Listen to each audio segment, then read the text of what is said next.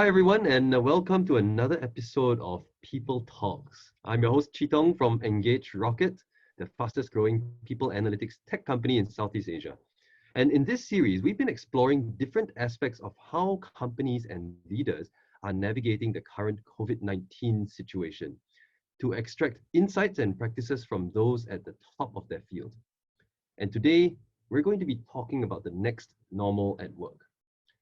McKinsey and Company say that dealing with this crisis and its aftermath could be the imperative of our times. And we're very privileged this morning to be joined by someone whose list of accolades would be an episode in itself. Ms. Wong is an independent director, professional speaker, and best-selling author who helps individuals and organizations around the world reinvent themselves and thrive in the future of work. Welcome to the show, Suyen. Thanks so much, Chee Tung. Glad to be here. So the first question I have for you actually is, how much do you think the workplace will actually change from dealing with COVID-19? Or do you think that the old patterns would just return again after a few quarters? Yeah, I think there are a couple of schools of thought to this. I mean, and I'm working with a range of organizations at the moment, and some actually feel that, this cannot go on forever. At some point, we need to get people back to work. On the other hand, there are other organizations who actually feel that, the longer this draws out, the more we become accustomed to the new normal, which is working remotely, working flexibly. For me, I actually feel that a lot of it depends on individual circumstances and also the nature of work. There are some people whose roles and personal circumstances lend themselves to actually, for example, working in a very remote fashion. And you see many of the younger companies who have that kind of inbred culture that allows them to do that. On the other hand, there are, at the other end of the spectrum, people who are having a very difficult time working remotely, maybe because their personal living situation doesn't allow for it, perhaps because it doesn't allow them enough separation between the different parts of their lives. So I think it's important for us to recognize that there isn't one reality for everyone. And just as organizations will need to adapt and become more flexible, we also need to recognize that they need to, as always, not apply a one-size-fits-all approach. It makes a lot of sense, right? We got about 3 million plus in our workforce in Singapore, and my estimate is that anywhere between 750,000 to about 1.5 million are affected right now by this circuit breaker, right? And they're having to work from home. Yeah. And do you think that as this plays out, like that this whole fascination with Zoom and Teams would go away, and people would just kind of revert to their old habits after this is lifted? Well, I see two things happening. One is I think we're going to be a little bit more wary when it comes to jumping on a plane at the drop of a hat. We're going to be asking questions both from a public health perspective, but also from a business efficiency perspective. Do I need to take this trip? Can this meeting that was, scheduled for an hour be done in an hour as opposed to taking an entire day to fly to Bangkok, Jakarta, or wherever it is? So that's one dimension. I think the other perspective also is that we're going to become perhaps a little bit more efficient. It's amazing. I've seen meetings that typically run for 4 hours. Now we're somehow magically able to conduct the same amount of business in an hour. Well, what changed, right? It just shows that we can actually ramp up our productivity if we choose to do so. And maybe it's not ideal, and maybe there's the happy medium is somewhere in between. So, it's not so much about a fascination with Zoom and Teams and so forth, but I think we're learning how to use the technology and perhaps become more productive as a result. That's a really good point, actually. And as we think about this, right, everyone's now having their own digital strategy being accelerated to accommodate these changes. Right. What do you think that businesses need to do to beyond just going digital broadly, right? What do you think they need to do to embrace the next normal in their workplace? Like do you think that allowing more people to have flexible working, for example, would be something? Yeah, I think that the businesses, well, so when you think about most of the businesses, the first response is, okay, you got to prepare for a crisis today. Make sure people are safe, make sure your business, continuity is working and so forth. But the ones that are able to push beyond that are really sort of thinking, as you rightly pointed out, what happens after this? And I think that comes in a couple of dimensions. One is in terms of their fundamental offering. is there anything about the way the landscape has changed, the way our customers are buying, the way they're making decisions that might cause us to think differently about what we fundamentally offer? And then the second part, how we offer it. So a lot of thinking around process.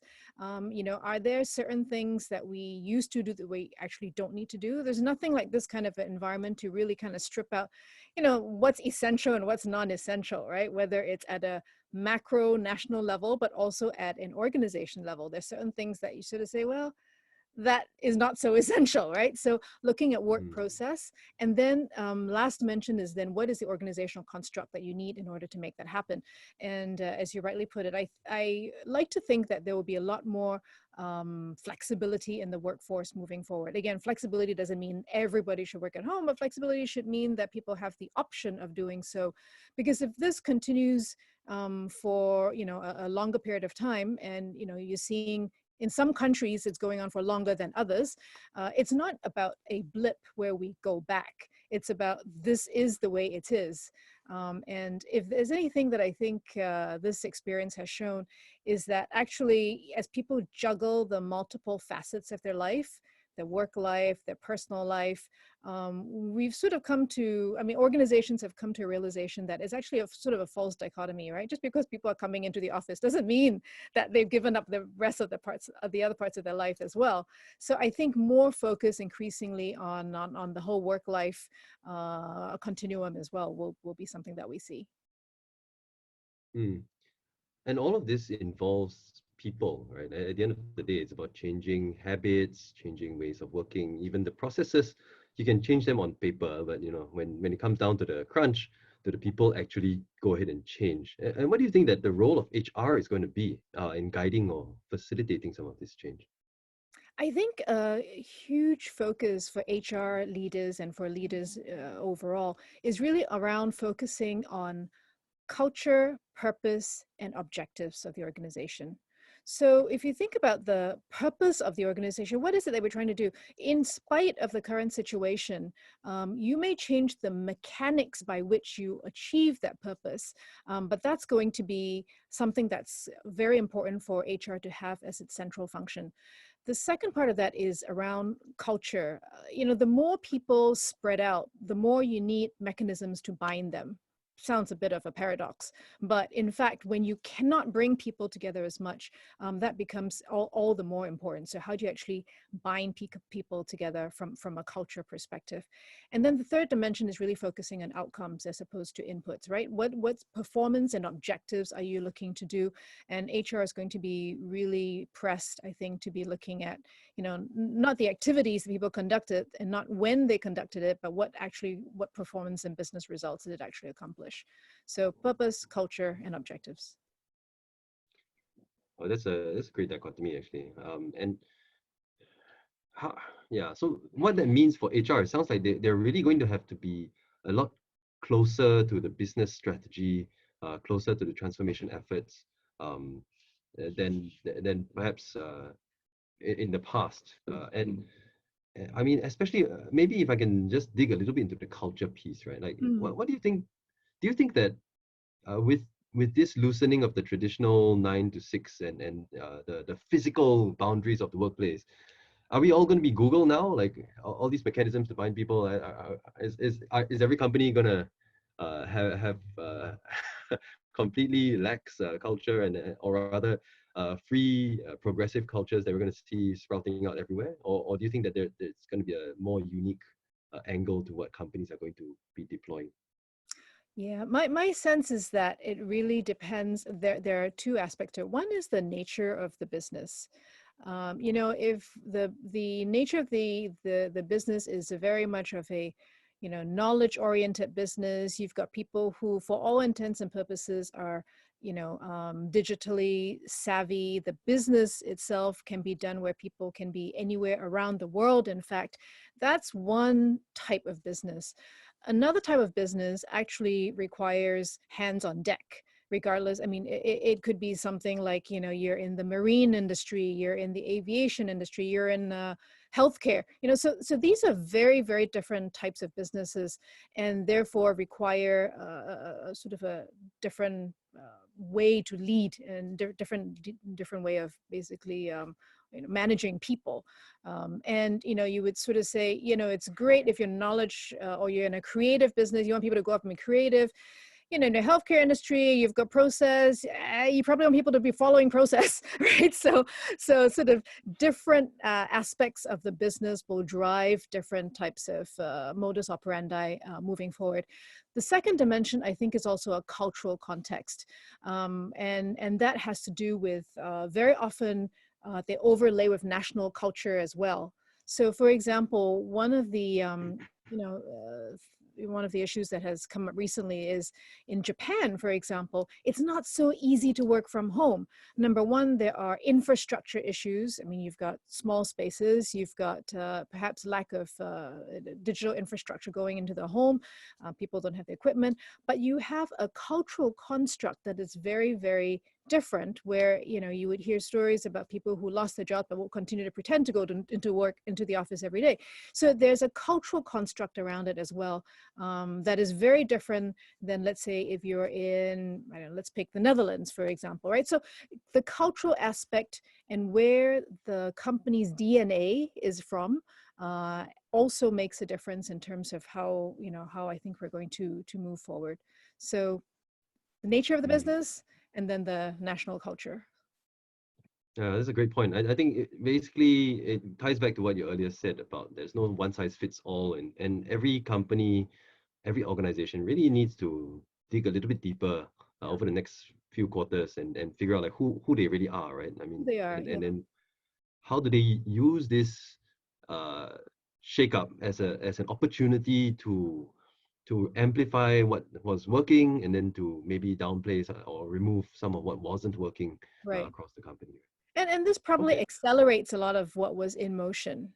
In many ways, this has been the great accelerator for lots of different dimensions. So if you had a culture that was headed in a particular way, well, this probably, pushes that along a little bit, further. If you're sort of moving down a particular digital transformation path, well, this again gives it a little bit of a bump. Something that you thought would take 2 years would take 6 months, 2 weeks, right? So I think there's a lot of positive momentum. Okay. And as leaders, what should leaders do to prepare themselves, given that there's so much uncertainty going on, and people are telling me they can barely see 2 weeks in advance right now, let alone a few quarters. What should leaders do to prepare themselves for the next normal? Yeah, I think at a very pragmatic level, the very first step is make sure that the fundamentals are there. So things like, cash flow become super important in this period of time.